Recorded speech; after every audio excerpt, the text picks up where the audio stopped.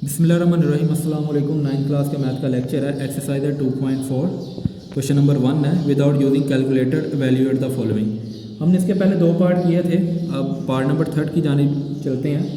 1/3 log की base 3 है 8 minus log की बेस 3 18। अब यहाँ पे सबसे पहले तो हमने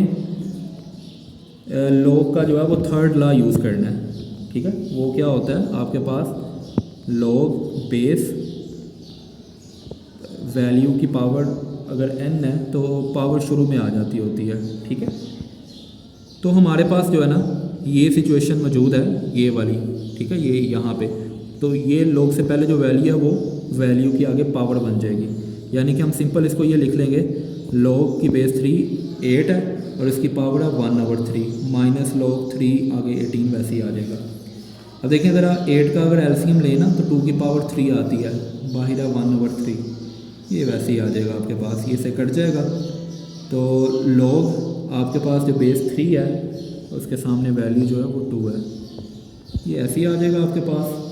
अब यहाँ पे हम देखें 2 वैल्यू माइनस हो रही हैं, तो जब माइनस होती हैं तो डिवाइड हो जाती हैं वैल्यूज़। हम यहाँ पे log का सेकंड रूल इस्तेमाल करेंगे, वो आपके पास होता है log बेस हो और उसके सामने अगर 2 वैल्यू डिवाइड हो रही हैं ना तो वो माइनस में हम लिखते होते हैं। ठीक है, तो हमारे पास ये सिचुएशन मौजूद है, हम ये लगाएंगे, यानी कि log की बेस 3 है डिवाइड में 2/18 आ जाएगा। जब आप इनको डिवाइड करवाएंगे तो ये 1/9 आना है आपके पास। तो आपको पता है 9 क्या होता है, 3 की पावर 2 होता है। अगर इसको ऊपर ले जाएं तो पावर माइनस में हो जाएगी, तो 9 जो है 3 की पावर 2 होता है। अब जब आप इसको ऊपर ले जाएं इसकी पावर माइनस में हो जाएगी। अब आपको पता है हमने log का थर्ड रूल पढ़ा है कि अगर log के सामने कोई वैल्यू उसकी अगर कोई पावर है तो वो पावर शुरू में आ जाती होती है, तो हम इसको भी शुरू में ले जाएंगे। log 3 बेस है और उसकी वैल्यू भी 3 है। अब ये बेस है, बेस की कौन सी पावर लें कि वैल्यू ऑफ log बने, यानी कि 3 की पावर 1 लेंगे तो 3 आएगा। तो पावर आंसर होता है हमारा इसमें, तो 1 आपके पास आएगा, इन दोनों को मल्टीप्लाई करेंगे तो -2 आएगा। चलते हैं पार्ट नंबर 4 की जानिब। पार्ट नंबर 4 है 2 log 2 प्लस log 25। तो अब देखिए ज़रा, यहाँ पे बेस नहीं है log की दी हुई, तो अगर तो बेस की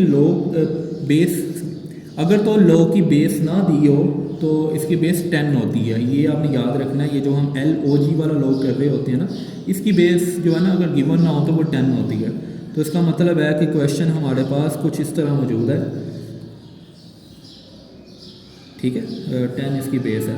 अब आपको पता है कि आपने वो log का थर्ड रूल पढ़ा होगा कि जो पावर होती है वो log से पहले आ जाती है। तो इसी तरह हम उल्ट करने लगे हैं कि जो पहली वैल्यू है वो उसकी पावर बना देंगे हम, यानी कि log की बेस 10 है 2 की पावर 2।